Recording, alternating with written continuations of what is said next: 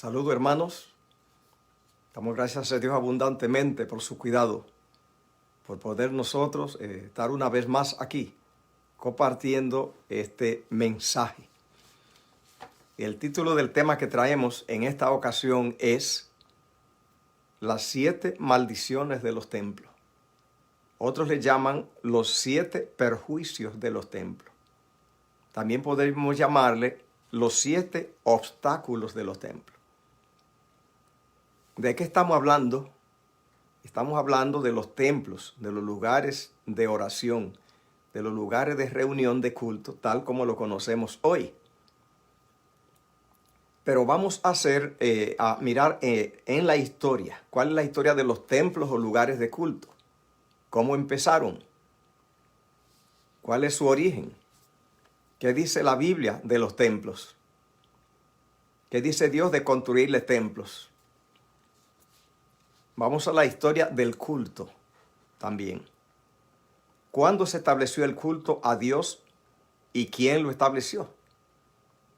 El culto a Dios fue establecido por Dios mismo y asignado a Adán como mandamiento. Es el acto de adoración que el hombre debe a Dios.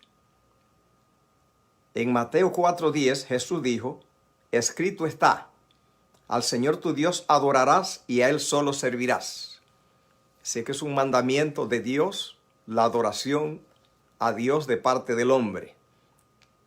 Dios asignó ese culto a Adán en el mismo momento de la caída para restablecer su relación con el hombre con el fin de restaurar la imagen de Dios en el hombre que fue casi completamente borrada con la entrada del pecado. El culto fue un pacto concertado por Dios con el hombre, donde Dios y el hombre se reunirían. Sería un encuentro del hombre con Dios. Dios proveería una manifestación visible de él al adorador. En ese culto o ceremonia o liturgia, el pecador traía un cordero.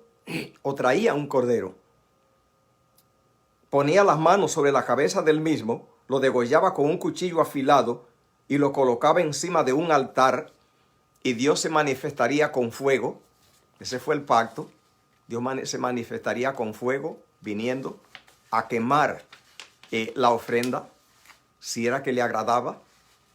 Era un indicador de la reacción de Dios a la ofrenda. Si no le agradaba la ofrenda, Dios lo demostraba con la ausencia de fuego. A ese fuego, en el principio del mundo, desde el principio del mundo, que se manifestaba en el culto del hombre con Dios, hacia Dios, se le denominó la Santa Shekinah. El derramamiento del Espíritu Santo en el Pentecostés fue una versión de ese culto. El derramamiento del Espíritu Santo sobre los 120. El pacto fue que siempre que el culto se realizara, fuera una reunión del hombre con Dios. Que el adorador contara con la presencia divina. Además, Dios estableció que en el culto fuera celebrado en un lugar abierto, al aire libre, donde el caminante, el visitante, el curioso, el incrédulo tuviera acceso físico y visual a la ceremonia donde se manifestaba la señal de Dios. Porque era el único medio que Dios tenía para alcanzar y llamar la atención, captar la atención y el interés de los incrédulos, de los inconversos. Dado que Dios siempre ha tenido en su agenda al adorador y también al que no cree, al que no adora, al incrédulo. De esta manera, trayendo esa ofrenda, ese cordero, y poniendo la mano sobre la cabeza del mismo y degollándolo y poniéndolo en un altar, y viniendo Dios presentándose, haciendo acto de su presencia allí en esta reunión, esto se realizó por 25 siglos, 2500 años, desde Adán hasta Aarón. haciendo estas ceremonias, estos cultos, en lugar abierto, al aire libre, en el monte. La Biblia habla de estos cultos desde el principio del mundo. Del primer culto que la Biblia habla, que se hiciera a Dios, quien aparece allí son Caín y Abel. En Génesis 4, 2 y 4 dice así: Abel fue pastor de ovejas y Caín fue labrador de la tierra. Abel trajo también de los primogénitos de sus ovejas de lo más gordo de ella, y miró Jehová con agrado a Abel y a su ofrenda, pero no miró con agrado a Caín y la ofrenda suya. ¿Cómo es que conseguimos saber que a Dios le agradó la ofrenda de Caín? Por el fuego. Dios mismo dio testimonio. ¿Cómo sabemos que Caín supo que Dios no le agradó su ofrenda? Por el fuego, porque no se hizo presente, no se hizo visible el fuego. Otra persona que aparece haciendo culto en la antigüedad de esta manera es Abraham. Dice Génesis 2:7. Apareció Jehová a Abraham y le dijo: a tu descendencia dará esta tierra, y edificó allí un altar a Jehová, quien le había aparecido.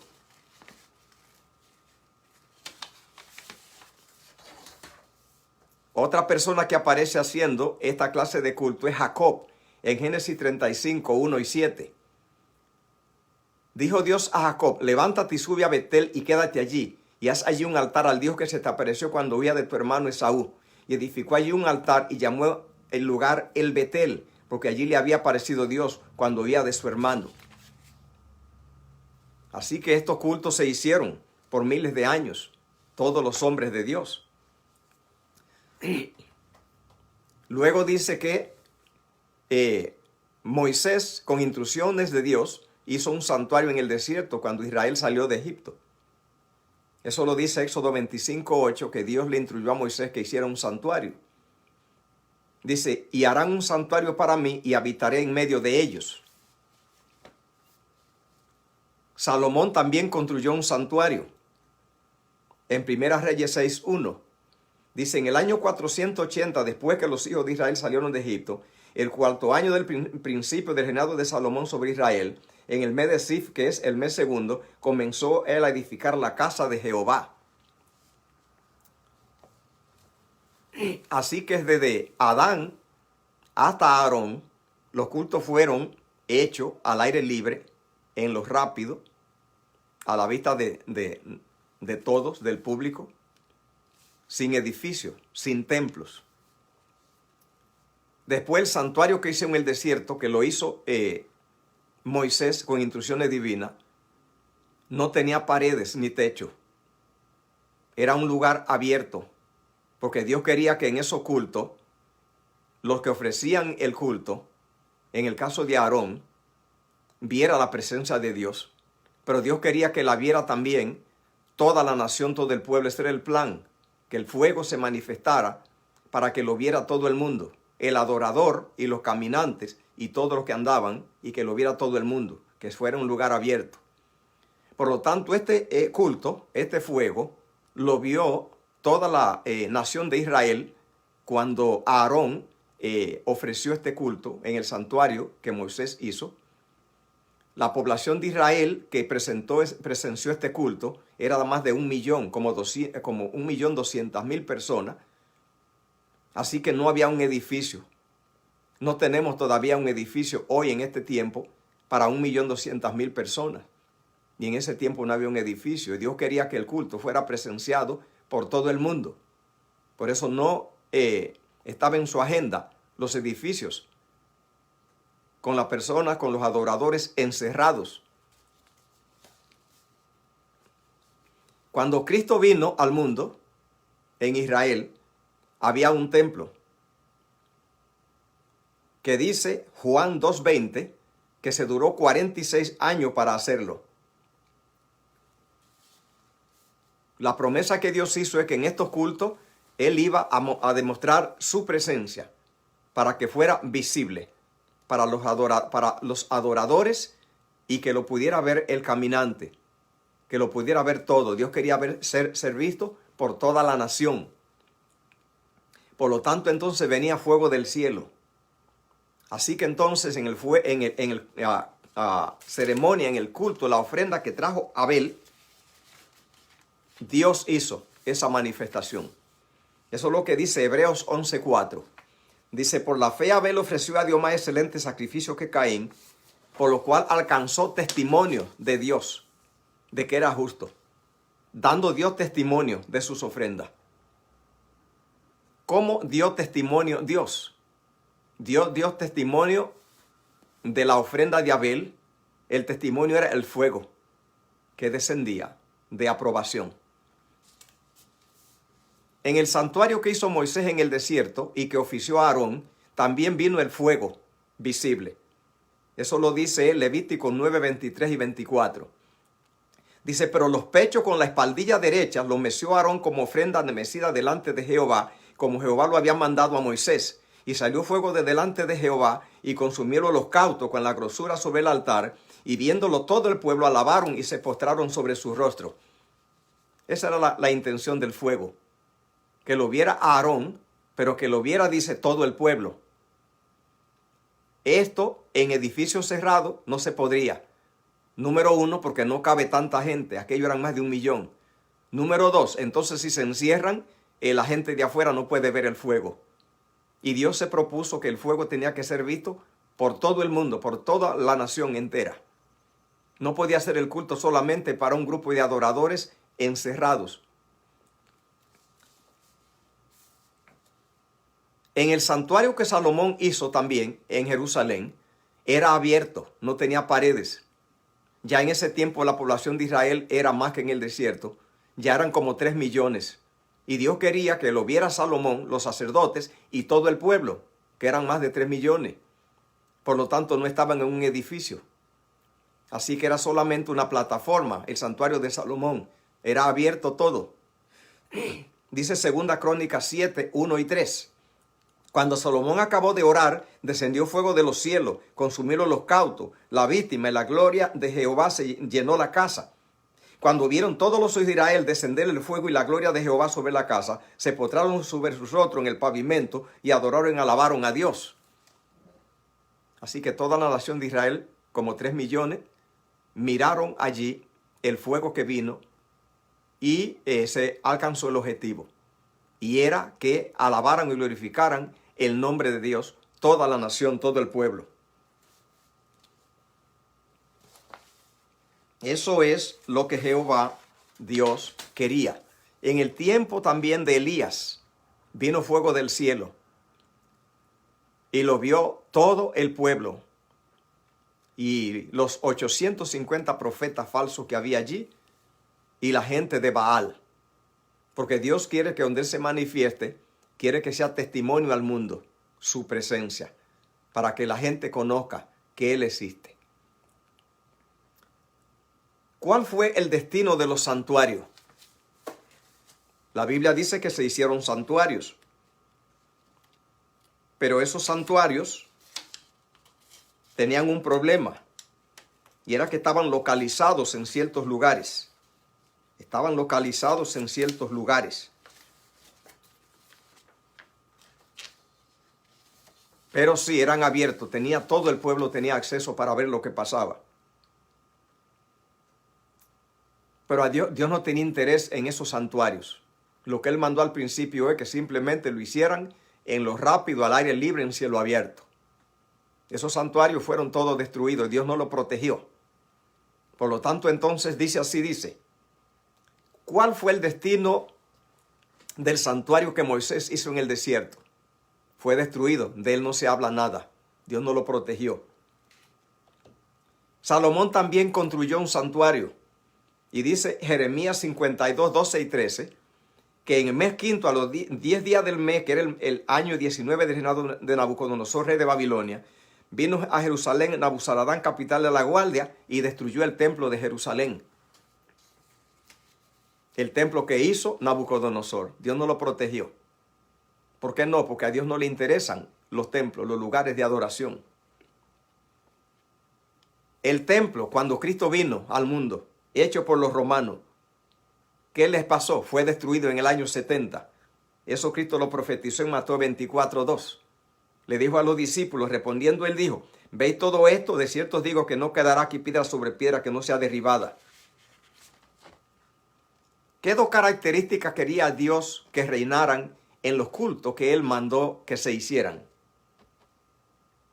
Prometió que iba a descender fuego del cielo y que fueran celebrados a la intemperie, a cielo abierto, para que fuera visto. Así que los templos de hoy tienen un problema, porque los templos de hoy son encerrados y lo que pasa no se ve afuera. Así que el primer perjuicio, la primera obstáculo que representan los templos como estamos usándolo hoy, de reunirse a adorar a Dios, el primer problema es que tienen techo. Y no se puede entonces cumplir el propósito divino de venir el fuego de arriba. Jehová quería desde el principio del mundo que en la reunión, en los cultos, Él manifestarse, que fuera visible. Con Israel lo demostró también. ¿Cómo fue que Dios se comunicó y se manifestó a Israel? Desde el monte Sinaí. ¿Por qué monte? No solamente es visible, pero un monte es alto. Ya Cristo dice que en una ciudad se debe construir la ciudad sobre un monte y la luz ponerla sobre un monte. Dice, para que le vean todos. Por lo tanto, Dios ha querido manifestarse a la vista de todos en montes. Los templos destruyen ese propósito. Jehová habló a Israel, dice en Deuteronomio 5, 4 y 5, cara a cara. Ha querido Dios hablar desde el principio del mundo. Y en los templos, allí se impide que venga el fuego y que Dios se manifieste para que Él seguir hablando cara a cara. ¿Qué dijo Cristo de cómo debe brillar su presencia delante del mundo? Dice, debe brillar delante de los hombres. Eso dice Mateo 5, 14 al 16. Dice, vosotros sois la luz del mundo. Así alumbre vuestra luz delante de los hombres, para que vean vuestra buena obra y glorifiquen a vuestro Padre que está en los cielos. Así que la luz de Dios debe verse, dice, por el mundo, por los hombres. Dios quiere que los caminantes también tengan acceso a ver la gloria de Dios, y en los templos no pueden. Esa parte de que los caminantes, los incrédulos, los que no son de la iglesia, tengan acceso a ver la gloria de Dios, es la dimensión evangelística del culto. Que Dios no quiere que los creyentes adoren y coman solo en el banquete espiritual. Quieren que donde quiera que Dios se manifieste en la tierra, todo el mundo lo vea. Dios tiene en su agenda a los adoradores y a los pecadores de afuera también. Y que quiere que cada vez que hay una manifestación en la tierra, todos lo vean. Tiene interés por todos igual. Juan 17, 18 dice, como tú me enviaste al mundo, así yo te he enviado al mundo. Así dice, yo los he enviado al mundo. Así que Cristo dice allí en Juan 17, 18, en su oración al Padre, Juan 17, que Él envió al mundo. ¿Quién es el mundo? Los pecadores. ¿Y qué más? Las multitudes de la tierra. A eso se le llama mundo. Y Cristo dijo, yo los envié al mundo. En los edificios la gente no va al mundo.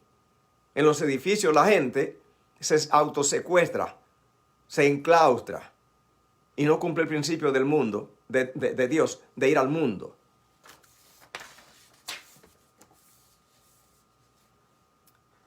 ¿Cómo se manifiesta el fuego de Dios? Ese fuego que hemos estudiado y que Dios quiere que se manifestara. ¿Cómo se propuso Dios que se manifieste en la dispensación cristiana?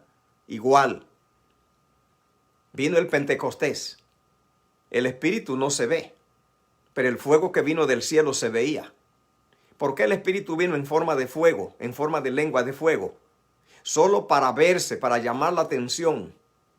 Dios quiere que cada vez que haya movimiento de Él en la tierra, que lo vean los adoradores y el caminante, las multitudes, las masas, para Dios importan. Es una actitud egoísta y mediocre de los cristianos, que ellos están de fiesta felices, enclaustrados, reuniéndose con Dios, sin recordarse de los malos, de los pecadores, de las de afuera. Para Dios eso es grave. Dios los ama a los de afuera, a los pecadores, borrachos, ladrones, prostitutas, igual que el que está allí. Pero ellos se reúnen con Dios y ellos no se acuerdan de la gente de afuera. No se acuerdan de la gente. Son egoístas. El plan de Dios siempre fue manifestarse, revelarse al mundo. En la dispensación cristiana vino el Pentecostés. No fue en un templo que vino, fue en una casa. Y además de eso, se vio en toda la ciudad. Se alcanzó el objetivo divino porque se reunieron más de 30,000 personas, porque Pedro hizo un llamado y 3,000 aceptaron. Así es que Dios siempre quiso hacer. En el Pentecostés se alcanzó la meta. La ciudad toda fue reunida, impactada, invitada al reino. Cosa que en los edificios con paredes no se puede. No hubieran visto, si hubiera sido paredes, no hubiera el pueblo visto y oído el impacto y reunido la ciudad entera. Tampoco hubieran cabido en el templo 3,000 personas. Pero no solo vinieron 3,000 fueron solamente los que aceptaron el llamado. En estadística se dice que el 10% es que acepta un llamado. Se puede calcular que eran más de 30,000. Los edificios, las paredes no hubieran permitido que la gente vea y no hubiera permitido tampoco que cupieran. Porque las paredes hacen esos dos males. Impide que se vea a Dios en la tierra, en todo el mundo a cielo abierto, que lo vea la humanidad toda. Porque los adoradores están secuestrados, encapsulados. Pero además el tamaño del templo impide que venga mucha gente. No cabe gente en los templos. Pero los adoradores egoístas tienen metas pequeñas y se contentan con 15, 30, 200 adoradores secuestrados, solos, sin que los de afuera sean tenidos en cuenta, que se pierdan, que se queden. Dios los anhela a ellos, está interesado por ellos. Nosotros nos olvidamos, adoramos por décadas solitos y salimos y nos vamos y la gente de afuera no nos importa ni nos recordamos. No son objeto de nuestro interés. Secuestrados dentro de un edificio. En la dispensación cristiana no solamente vino el Espíritu Santo en el Pentecostés a la vista y toda la ciudad fue reunida, impactada. Y una cosecha de 3,000 que no hubieran cabido en un templo. No solo eso. Pero el método de Cristo fue que Él predicó y no fue en templos, sino que su ministerio lo hizo todo, fue mezclándose con las multitudes en las plazas, en los mercados donde estaba la gente. Cumplió el plan divino de ir a la gente, como Cristo dijo, ir por todo el mundo, que los cristianos vayan. En los templos es al revés. En los templos nos secuestramos, nadie sabe afuera lo que pasa. Y si alguien quiere saber, tiene ellos que viajar, que venir, donde Cristo dijo ir por todo el mundo. No dijo el mundo que venga para buscarnos, porque si vendría tampoco cabría. El plan de Dios es la predicación afuera, a donde no hay limitaciones de espacio y a donde todos puedan ser impactados. Por eso Cristo trabajó con multitudes. Se fue donde estaba la gente. En cualquier momento Cristo tenía 1,000 personas, 5,000, 10,000 personas que lo estaban siguiendo. Cuando Él multiplicó los panes, más de 10,000 personas comió. En los templos, ni la gente se noticia de que pase alguna cosa, ni los adoradores que están en templo tienen ningún interés, ni se acuerdan del que no está allí dentro. Por lo tanto, si pasa en un edificio, ellos lo disfrutan, la gente encerrada, contenta y feliz, sin tener en cuenta a más nadie al que no está allí. Porque esa gente no importa para el adorador de hoy, para el que se encierra. El de afuera no es recordado, no es tenido en cuenta. Y ellos están satisfechos y contentos con ellos ahí disfrutar y de tener actividades religiosas. El plan de Dios no, el plan de Dios es, y Cristo, ¿qué hizo? Fue donde estaba la gente. Y la gente está en la calle y en sus casas. Así fue el ministerio de Jesús. ¿Qué dice Mateo 4, 23 al 25? Dice, Recorrió Jesús toda Galilea. Así que él predicó, toda Galilea, enseñando en la sinagoga de ellos y predicando el evangelio del reino y sanando a toda enfermedad y toda dolencia en el pueblo. En el pueblo. Se difundió su fama por toda Siria y le trajeron todos los que tenían dolencia, los afligidos por diversas enfermedades y tormentos, los endemoniados, lunáticos, paralíticos, y los sanó. Número 1, para que toda esta gente supiera que Cristo existía y que estaba haciendo lo que hacía, tenía que estar a donde la gente lo veía y llevaran la gente los recados y llevara la noticia. Quien llevó esta noticia a todos esos enfermos no fueron los creyentes. Fue gente que pasó caminando y miró eso y entonces fue y lo avisó. Número 2, en un edificio no hubieran cabido tantos enfermos. No había edificio en ese tiempo para la adoración. Mateo 8, 14 y 16, donde Cristo dio un gran mensaje. Hace un par de años que visitamos allí. En Capernaum, en la casa de Pedro. No en templos. Dice, vino Jesús a la casa de Pedro. En la casa de Pedro. Y vio a la suegra de este postrada en cama con fiebre. Cristo andaba en las casas, sanando enfermos en las casas. No es allí en un culto.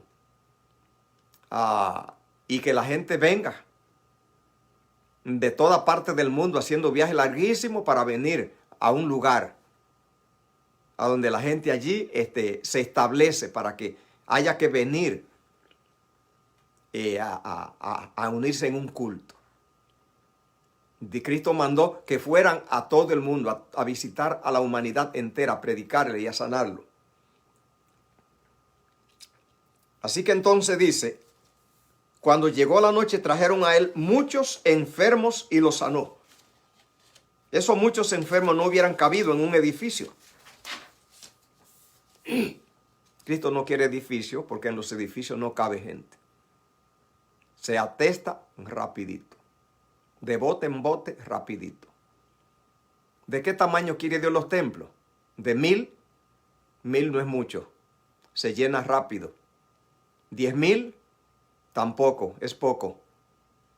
Cuando Cristo multiplicó los panes, comieron más de 10,000. No hubieran cabido. Somos nosotros que tenemos metas pírricas, miserables. Las metas de Dios son grandes. El Pentecostés no fue en templo, ni con paredes. Toda la ciudad se reunió.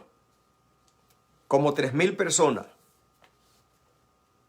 En los templos, según nosotros hacemos hoy, la gente tiene que venir, viajar, hacer viaje a venir para poder accesar esos templos. Dios le ha mandado a los cristianos que vayan a la gente, no a templo, a la gente, donde ellos están. Ellos no están en templo. Están en la calle, están en casa, están en negocio. Cristo mandó que allí se predique, a donde ellos están. Satanás buscó manera como destruir a la iglesia y no pudo. Y se le ocurrió una idea. Secuestrarla en túneles, ponerla como sardinas, empacarla, quitarla de la vista de la gente. Y sugirió la idea de los templos. Ya allí ellos están secuestrados. Allí ya ellos están sacados de la actividad del mundo. Satanás no quiere que los cristianos vayan a contagiarle el mundo que él tiene bajo su control. Así que inventó la idea de que ellos ya no hagan eso, que ya ellos busquen algún cucurucho, algún escondite. Y todos en el mundo ahora están muertos de la risa. Que los impíos no conozcan sobre los cultos, que nadie vaya por allí a hablarle de Dios, que no alaben y adoren a Dios delante del caminante, del populacho, pero que ellos se autosecuestren, que ellos se escondan, para que ya allí no sean el mundo impactado por la actividad cultica de los creyentes. Siendo pastor yo en Brooklyn, New York, de un templo que tenía establecido 55 años allí, salí un día y di vuelta a los alrededores a preguntarle a la gente que estaba allí, y algunos ya tenían 30 años de lo que yo le pregunté. Le pregunté a alguno, ¿tú sabes de qué es ese edificio? Me dijeron, no tengo idea. ¿Tú no sabes qué es lo que hace allí? No, no sé. ¿Tú no has escuchado de allí nada? No. ¿No has oído un himno? No. ¿No has oído un sermón? No. Por 25 años allí, el edificio está allí, pero los cristianos están muertos de la risa, felices allí, viniendo por 55 años a encapsularse. Los de afuera, esa gente quedó afuera, esa gente no hay que tenerla en cuenta. Si ese edificio no hubiera estado y ellos dejan el solar abierto, sin edificio, que así era el templo de Salomón, una plataforma pero abierta, que la viera 3 millones de personas, la nación de Israel entera. En el desierto, en el santuario que hizo Moisés, igual también, más de 1.200.000 personas que viera el culto. Si este templo que yo menciono hubiera sido solo una plataforma abierta, por 55 años alabando a Dios a la vista del público, de los caminantes, esta gente que estaba alrededor hubiera sabido qué se hacía allí. Pero las paredes no dejan salir ni el ruido, ni el sonido de una oración, ni de un himno.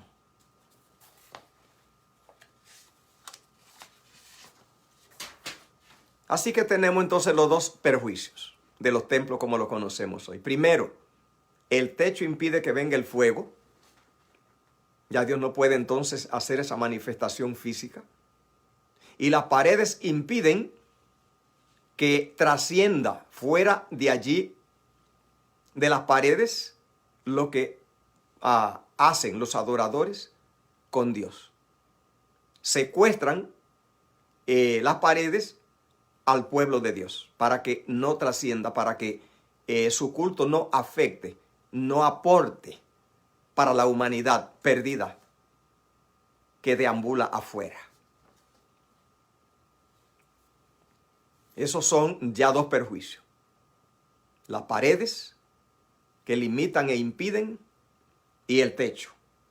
El tercer perjuicio o daño que hace el templo, como lo conocemos hoy, es el tamaño. ¿Cómo afecta el tamaño? Lo que mencionamos, que afuera no hay límites. Afuera cabe el mundo entero. Un país tiene, como Estados Unidos, 320 millones de personas. Si se hace afuera un culto, entonces ya tiene acceso a 320 millones de personas. Si es en un edificio, ya no ocurre, porque no cabe. El tercer problema es el tamaño. Usted no puede echar la nación entera, que es lo que Dios quería que participara del culto, el país entero o la ciudad entera. No puede traerla y ponerla allí dentro del edificio. El tamaño del templo limita el espacio y establece el número de los que han de ser salvos. El tamaño del templo, por ser limitado, contradice el plan de Dios. Dios ha determinado que el lugar de culto sea la tierra entera, sin paredes. El tamaño del templo determina el número de personas que se reunirán, que es el número de los que se salvarán. Los de afuera ya nadie los cuenta. En un templo no pueden entrar más que lo que caben. Así que fue una trampa grande. El resto de la gente queda afuera. Cristo fue a la gente. El Pentecostés, como dijimos, fue en una casa, en la ciudad. Se reunió mucha gente, más de 30,000. La iglesia primitiva, todo creció mucho. Fue afuera. Pablo se fue y venían miles de personas a ser sanados con sus milagros. Que no hubiera corrido la noticia porque si estaban encerrados, porque no trasciende, no sale de allí, de las paredes lo que hace. Pero tampoco caben, si alguien le avisaba, no cabían. Las paredes limitan el número. Entonces, en las casas, si se puede ir de casa en casa, y usted alcanza así el mundo entero. Así que Romanos 16:5, allí el apóstol Pablo dijo, saludad también a la iglesia que está en su casa. Era en la casa la iglesia primitiva. Los templos para la iglesia cristiana no tienen origen ni en el santuario de Israel, que había un santuario en Israel, pero era abierto. Hoy estamos hablando de edificios con paredes, que no deja que fuera del adorador alguien más vea lo que pasa. Estamos diciendo allí que el oculto en Israel lo veía toda la nación, era abierto.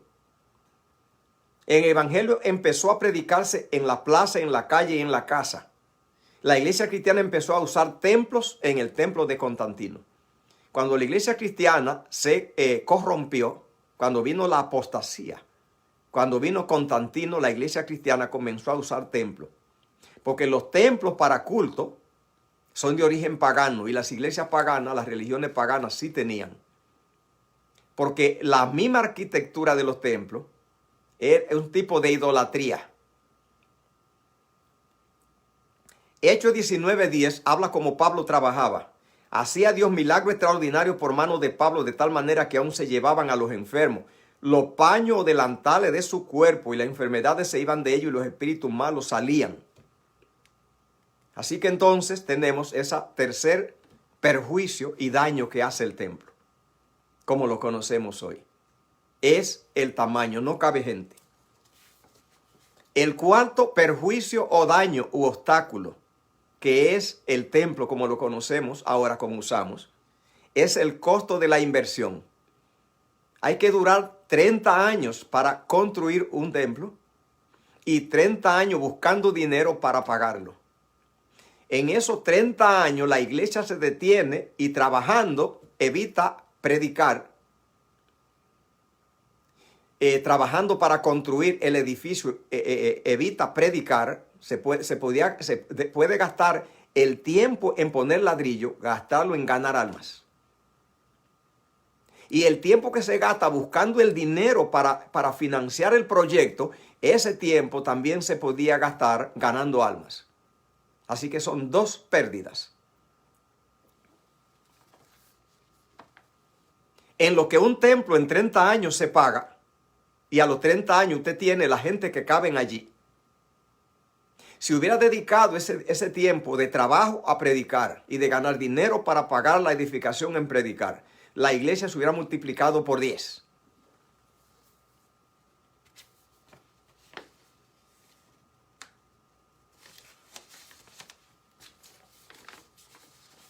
El cuarto perjuicio de los templos como lo conocemos hoy, el quinto perjuicio como lo conocemos hoy, es la localización geográfica.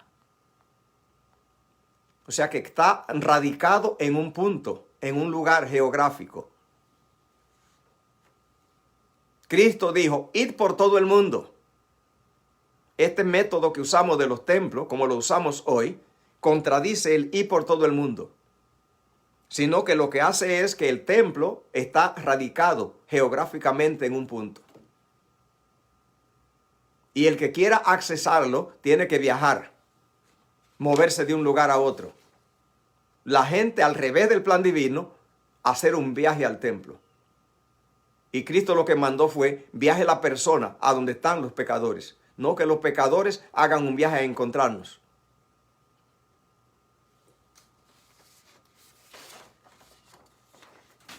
El sexto perjuicio o daño que hace los templos como los que conocemos hoy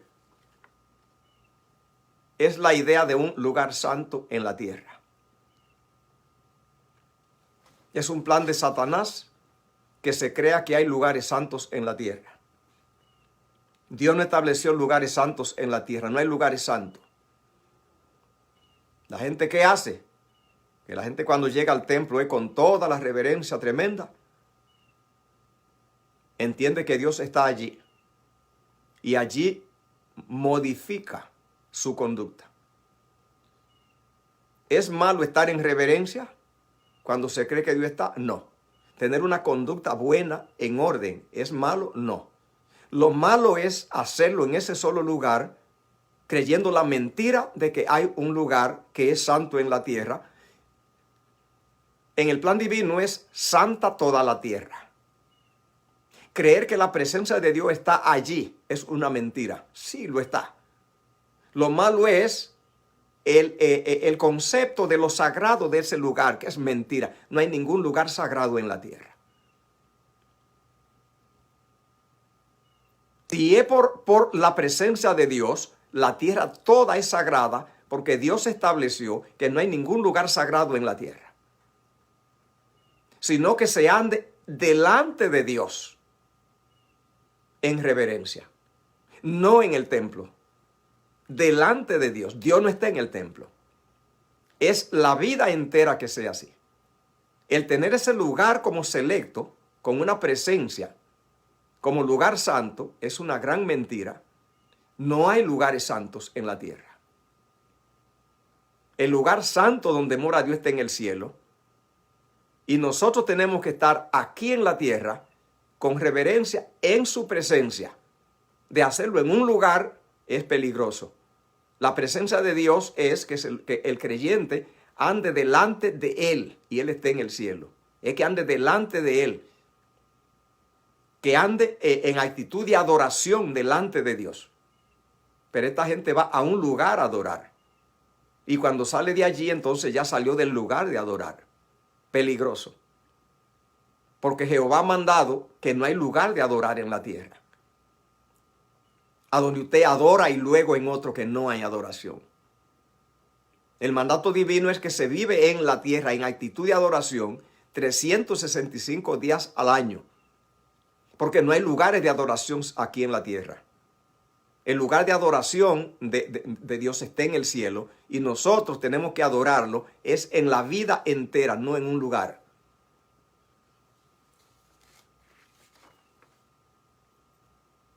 Salomón dijo que a Dios no se le podía edificar casa en la tierra.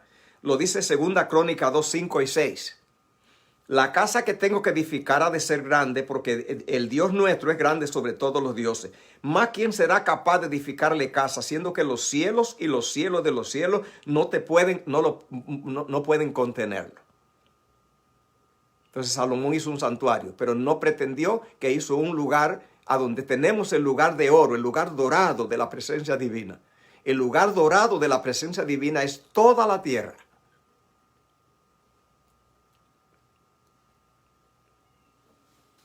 Salomón dijo, ¿quién soy yo para que pueda edificar casa? Hizo un santuario, pero él aclaró que él no estaba edificándole casa a Dios. Esteban dijo esto, que ese lugar que tenían en Jerusalén le tenían demasiado liturgia.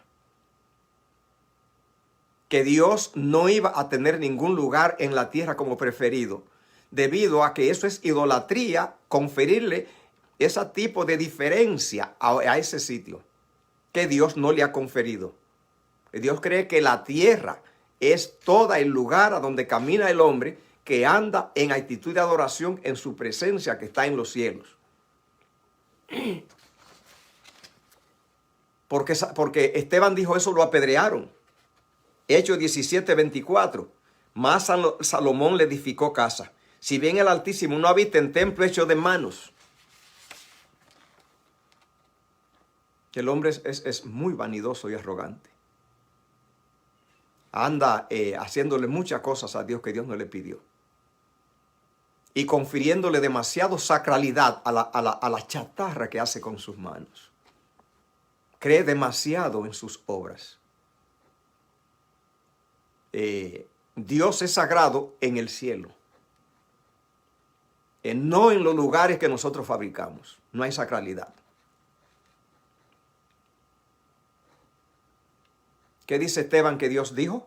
Hechos 17:24. El cielo es mi trono, la tierra el estrado de mis pies. ¿Qué casa me edificaré? Dice el Señor. ¿Cuál será el lugar de mi reposo? Los hombres de vano pretendieron que le hacen casa a Dios en la tierra. El hombre es muy engreído. Idolatría. No hay en la tierra ningún lugar que es la casa de Dios. Porque la tierra le queda muy pequeña a Dios. El cielo es mi trono. La tierra es el estrado de mis pies. ¿Qué casa creen que pueden edificarme? la mujer samaritana le puso una discusión a Cristo. Ella creía, los samaritanos, que había un templo sagrado, el lugar de Dios en Samaria. Los judíos creían que en Jerusalén había un lugar para reunirse con Dios. Cristo le dijo: créeme, mujer, que ni en este monte ni en Jerusalén adoraréis al Padre. Al Padre no se le adora en lugares, se le adora en espíritu y en verdad. Esos adoradores Él busca que le adoren. 1 Corintios 3:17 dice que el templo de Dios somos nosotros, no los ladrillos. El templo de Dios, Dios Él mismo se lo construyó, nos creó a nosotros. Y Él es, si nos entregamos a Él, que nos santifica para Él convertirnos en templo de Él. Los ladrillos no logran eso. Nuestros ladrillos no logran eso. ¿O no sabéis que soy templo de Dios, que el Espíritu de Dios mora en vosotros? Eso es lo que dice 1 Corintios 3:17.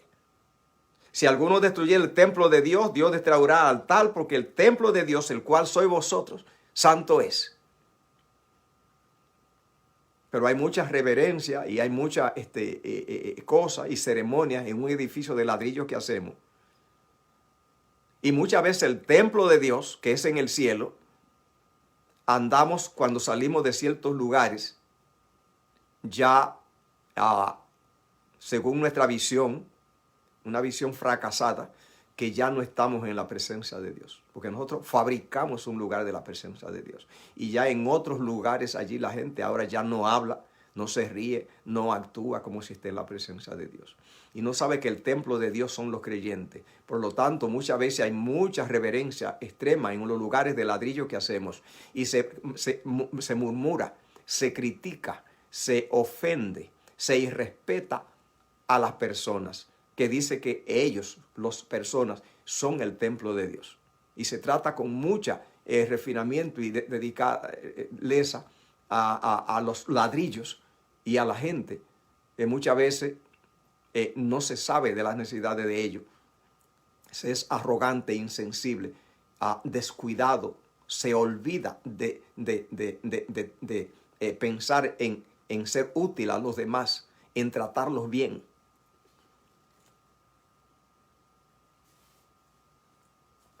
El sexto perjuicio o daño que hace los templos, tal como lo conocemos hoy, es que ha puesto un santuario localizado en un lugar que ya vimos que tiene dos problemas. Número uno, no cabe gente.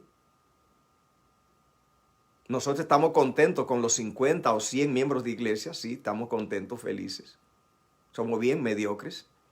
Dios no, Dios ve que en la ciudad hay 100,000 personas, 50,000 y está preocupado. Nosotros no nos importan esa gente, somos bien egoístas. Hacemos un cucuruchito a donde quepamos los santos, entre comillas, para que esa gente de afuera no haga ruido. Dios hizo un santuario, Dios hizo un templo. Lo hizo allá en la misma creación. El santuario que hizo fue el día de adoración.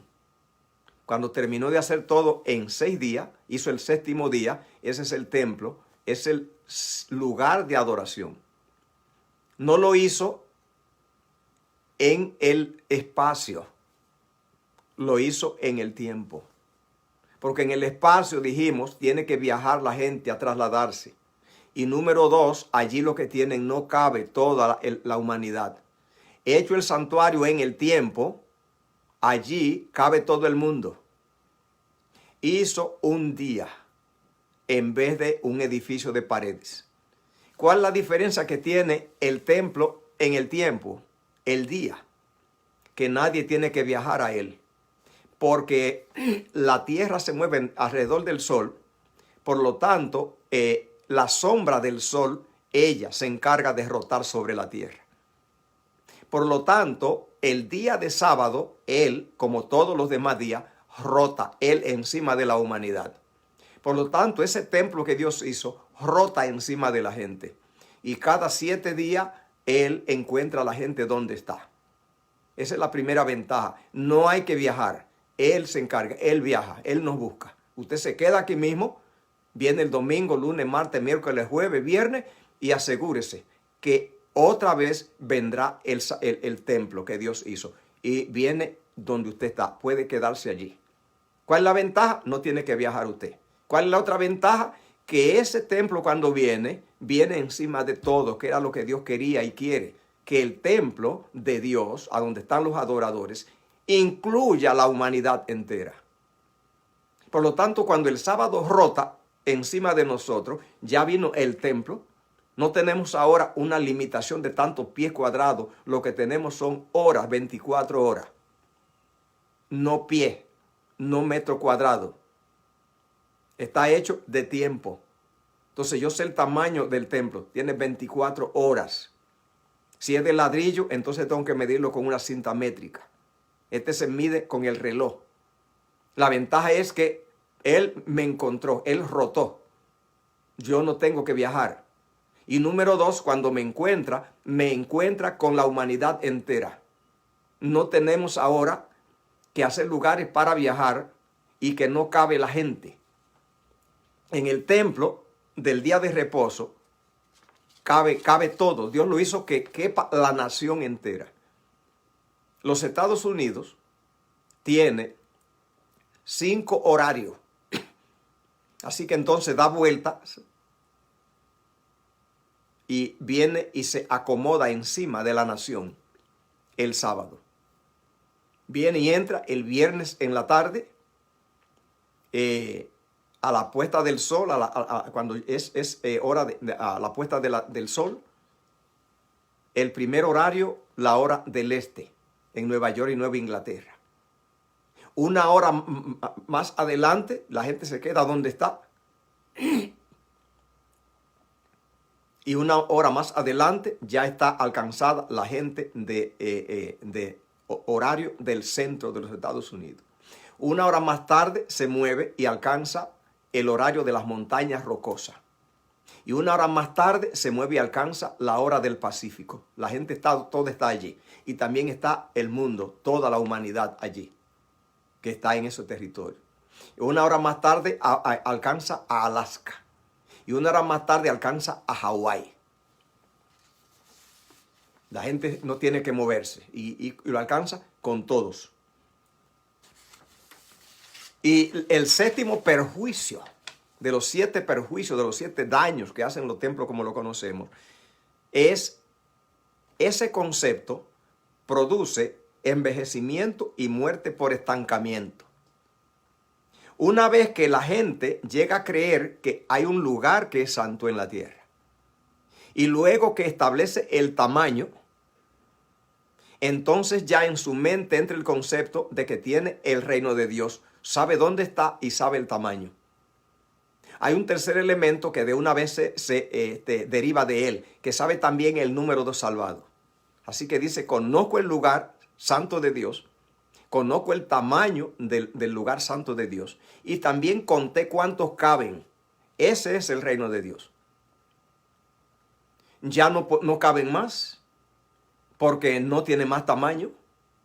Así que lo que hay que hacer es cerrar la puerta y disfrutar el reino ya. Ya tenemos el reino. Lo que no cupieron quedaron afuera, se perdieron. ¿Qué se hace cuando se piensa así entonces? El siguiente paso es tomar posesión del reino, sentarse a disfrutarlo. Cada uno toma posesión de un asiento que no le permite que nadie se lo toque en ese templo, porque ya el reino de Dios ya se completó, ya se terminó. Ya los que iban a salvarse están, ya vinieron, los tenemos, sabemos quiénes son, somos nosotros. Los que se iban a perder sabemos quiénes son. ¿Quiénes son? Los que no están acá, los que no pudieron entrar. Así que ya una vez que tenemos el reino, ya lo tenemos en control, ya lo que vamos a hacer es disfrutarlo.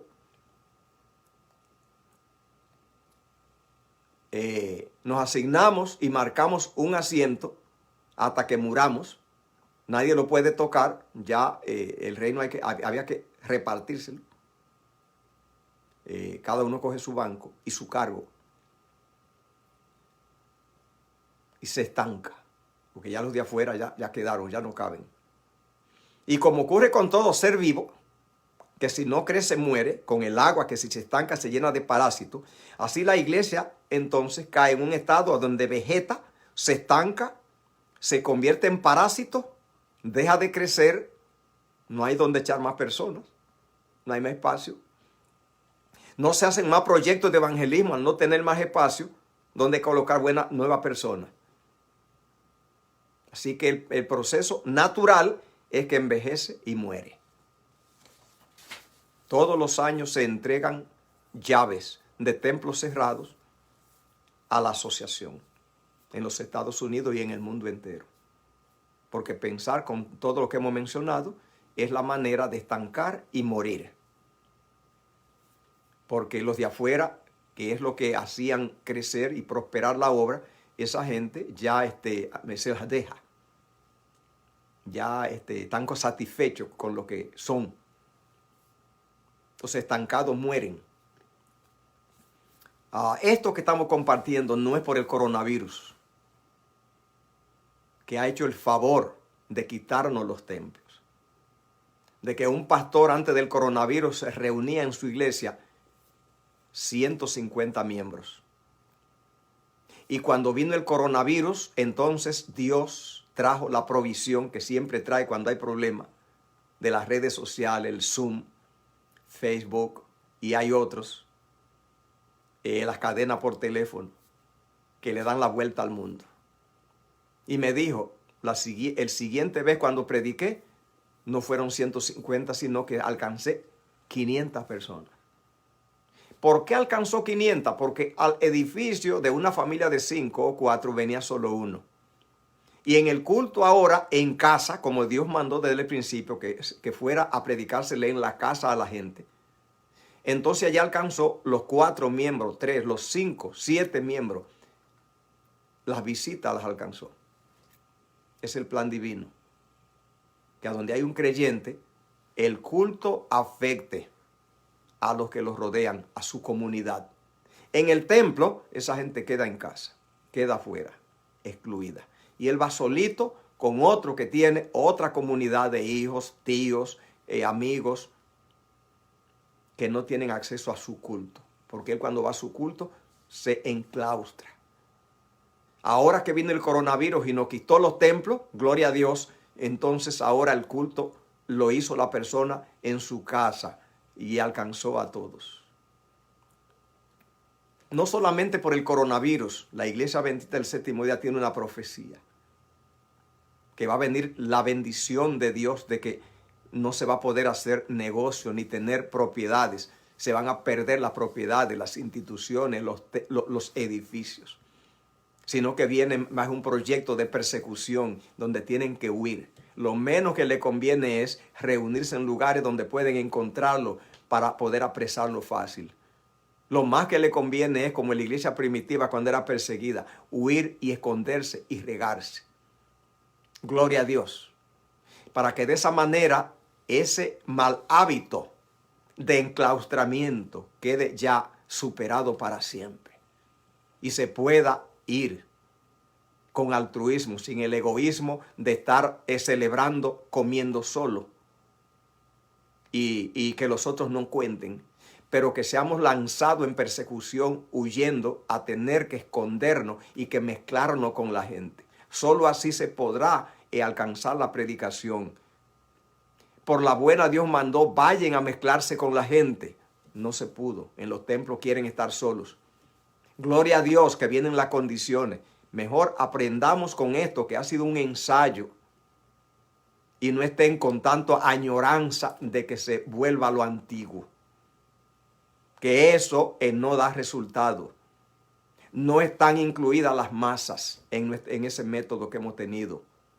Es que se vaya donde la gente y con las redes sociales ahora se llega a la gente. Y después cuando venga la persecución, huyendo, sin reuniones, sin edificios, reuniones, ¿a dónde? Huyendo, debajo de los árboles. Dios mandó que fuera así, porque allí está la gente. Pero no lo hicimos. Huyendo, mezclándose, escondiéndose. Con premura, diciéndole con rapidez a la gente, porque tiene problemas. ¿Por qué no lo hicieron en tiempo de paz? Gloria a Dios que viene eso para que la gente sea alcanzada, para que se vaya a los perdidos. Que Dios le bendiga abundantemente. y podamos nosotros entender el plan y salir detrás de la gente. Muchas bendiciones.